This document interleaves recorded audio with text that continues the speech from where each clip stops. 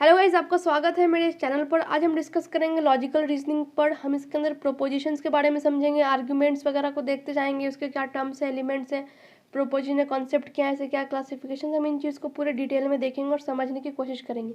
जो मेरे वीडियो को पहली बार देख रहे वो प्लीज़ मेरे चैनल को सब्सक्राइब कर ले और बेल आइकन प्रेस कर दे और हमारे प्लेलिस्ट को ज़रूर विजिट करें। आपको वहाँ पर बहुत सारे वीडियोस मिल जाएंगे अलग अलग टॉपिक्स पे, जो आपके कंसेप्ट को क्लियर करने में मदद करेगी और आपके एग्जाम में भी बहुत ही ज़्यादा हेल्पफुल होंगी। और जो नेट एग्ज़ाम पेपर 2 में हिस्ट्री से दे रहे हैं वो प्लीज़ हमारे क्विज लिंक में पार्टिसिपेट करें। उनकी लिंक डिस्क्रिप्शन बॉक्स में दी गई है और आपको बहुत सारे प्रैक्टिस सेट्स मॉडर्न, मिडिवल और एंशंट पे मिल जाएंगे हमारे चैनल पर, तो आप उनको भी विजिट कर सकते हैं। तो शुरू करते हैं। तो सबसे पहले देखो कि जो सवाल है कि प्रोपोजिशन होता क्या है। प्रोपोजिशन के बहुत सारे नाम हैं। इसको हम आर्ग्यूमेंट भी बोलते हैं, इसको हम प्रेमाइस भी बोलते हैं और इसको हम स्टेटमेंट्स भी बोलते हैं। तो प्रोपोजिशन कुछ भी हो सकता है, आर्ग्यूमेंट भी हो सकता है, प्रेमाइस भी हो सकता है, स्टेटमेंट भी हो सकता है। एक ही चीज़ के अलग अलग नाम है।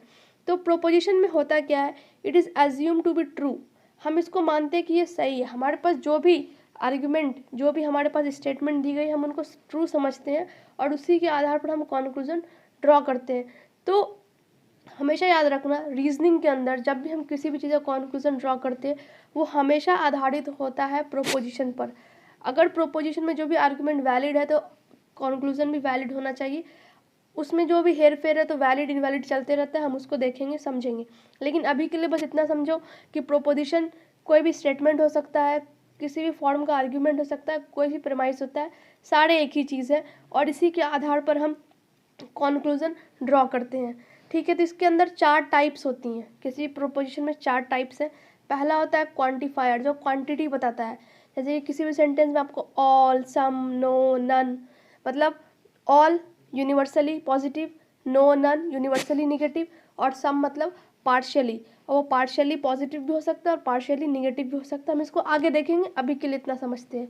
सब्जेक्ट सिंपल है, आप जानते हो जिस चीज़ के बारे में बात हो रही है, ये नाउन भी हो सकता है या प्रोनाउन हो सकता है। और प्रेडिकेट कोई भी चीज़ जो कि सब्जेक्ट के बारे में बताता है, उसके बारे में अफर्म करता है, सहमति देता है या फिर उस चीज़ को विरोधाभास में डालता है, तो प्रेडिकेट हो गया। कोपुला होता है ऑक्सिलरी वर्ब के तौर पे, आप समझ सकते हैं, जो कि सब्जेक्ट और प्रेडिकेट के बीच के रिश्ते को बताता है। जैसे कि यहाँ पर एक एग्जाम्पल है, ठीक है, आप इस एग्जाम्पल में क्वांटिफायर, सब्जेक्ट, प्रेडिकेट, कोपुला सभी को देख पाएंगे। एग्जाम्पल है कि ऑल बैट्स आर बॉयज़। देखो ऑल ये क्वांटिटी रिप्रेजेंट कर रहा, तो ये हो गया आपका क्वांटिफायर फर्स्ट वाला। ठीक, बैट्स हो गया आपका सब्जेक्ट सेकंड वाला, और कोपुला हो गया आर, जो कि हम हमेशा देखेंगे ऑक्सिलरी वर्ब के फॉर्म में होता है, जो कि सब्जेक्ट और प्रेडिकेट के बीच के रिलेशन को बता रहा है, बैट्स और बॉयज़ के बीच को रिलेट कर रहा है। और यहाँ पर बॉयज़ एक प्रेडिकेट हो गया। तो इस प्रकार से किसी भी प्रोपोजिशन में, किसी भी स्टेटमेंट में, किसी भी प्रेमाइस में, किसी भी आर्ग्यूमेंट में आपको ये चारों के चारों एलिमेंट मिलेंगे। एक होगा क्वांटिफायर, जो कि इसमें all, some, no, none, never, इस प्रकार से चीज़ें आएंगी। फिर आपका दूसरा हो जाएगा सब्जेक्ट, फिर होगा प्रेडिकेट, और सब्जेक्ट और प्रेडिकेट के बीच में आपको मिलेगा कोपुला। ठीक है, तो ये होता है प्रोपोजिशन का पूरा 4 एलिमेंट जो किसी भी प्रोपोजिशन को मिलकर बनाते हैं। अब आगे बढ़ते हैं।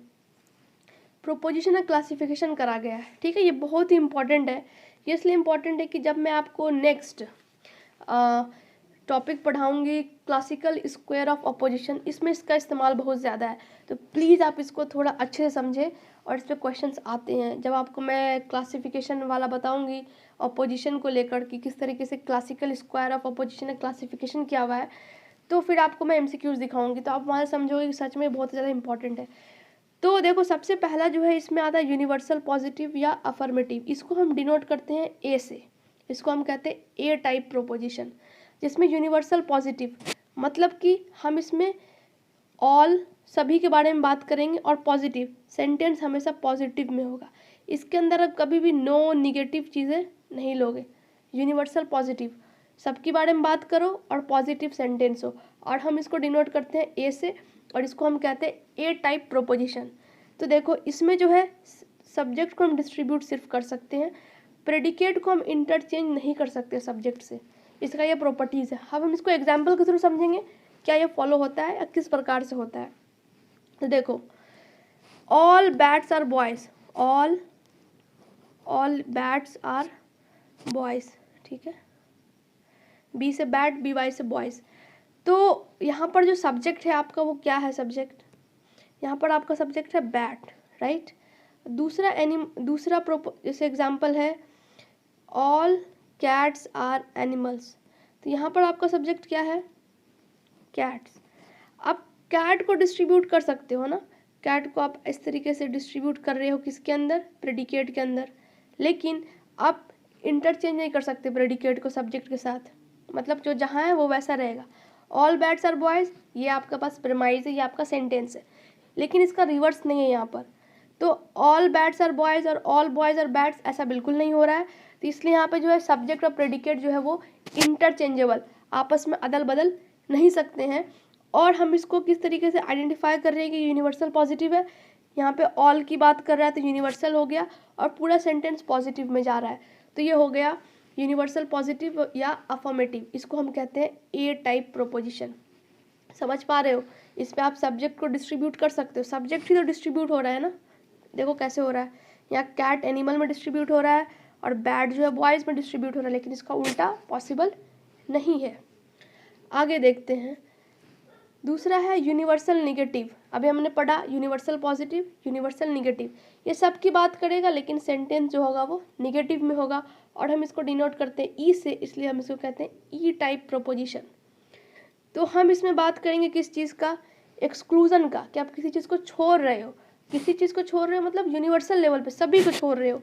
इसमें सब्जेक्ट और प्रेडिकेट दोनों को आप डिस्ट्रीब्यूट बांट सकते हो, फैला सकते हो।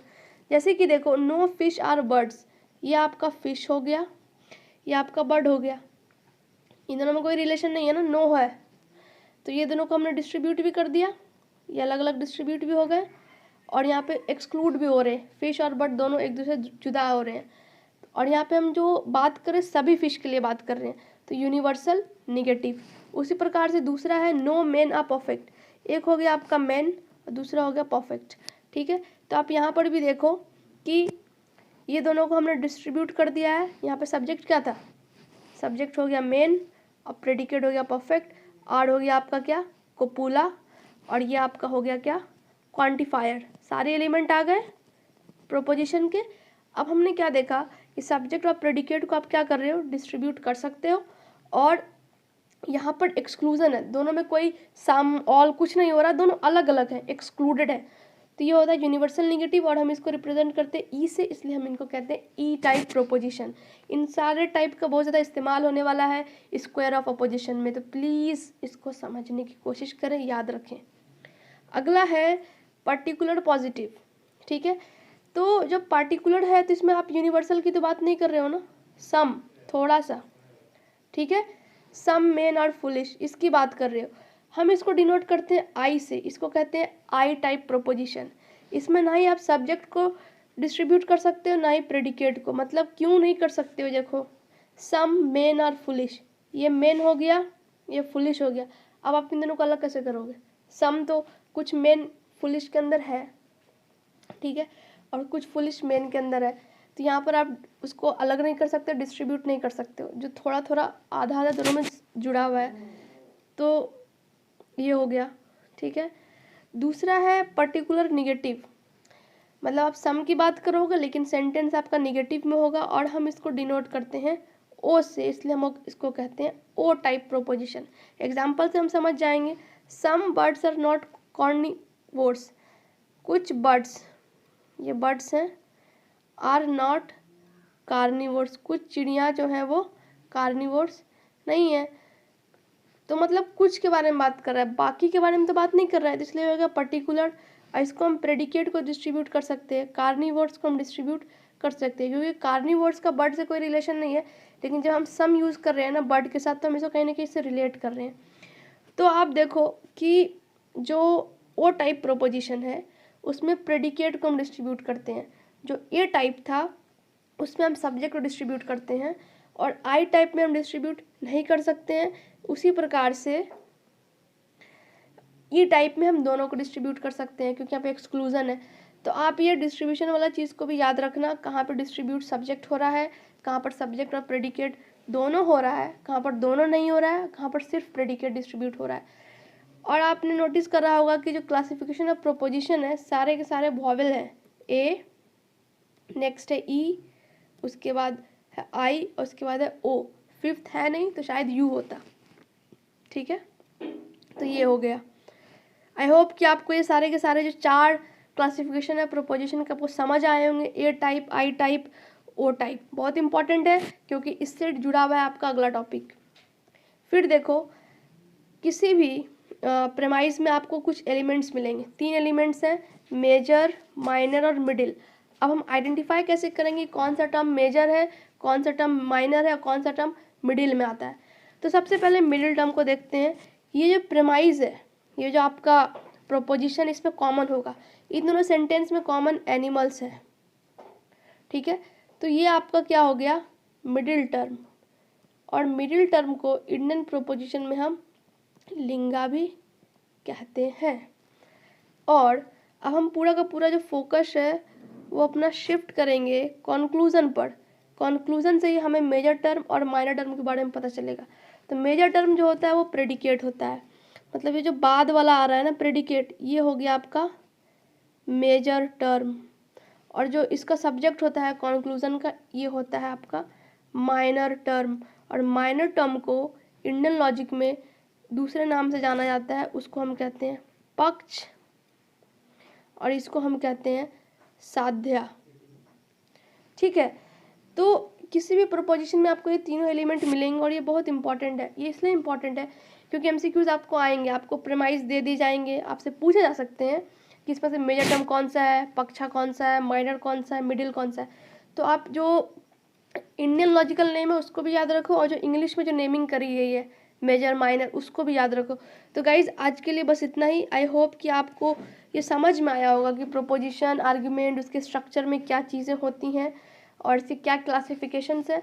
मैं आपको आने वाले वीडियोस में अलग टॉपिक्स लेके आऊँगी, लेकिन इस पर आप कंसेप्ट ज़रूर बना के रखें अच्छे से। यदि आपको ये वीडियो अच्छा लगा तो प्लीज़ इसे लाइक करें, शेयर करें और सब्सक्राइब करें। आप हमारे टेलीग्राम पर ज्वाइन कर सकते हैं और इंस्टाग्राम पर फॉलो कर सकते हैं। सारी की सारी लिंक डिस्क्रिप्शन बॉक्स में दी गई है। और आप हमारे क्विज़ में भी पार्टिसिपेट कर सकते हैं, लिंक आपको इंस्टाग्राम हैंडल और डिस्क्रिप्शन बॉक्स में मिल जाएगी। Thank you.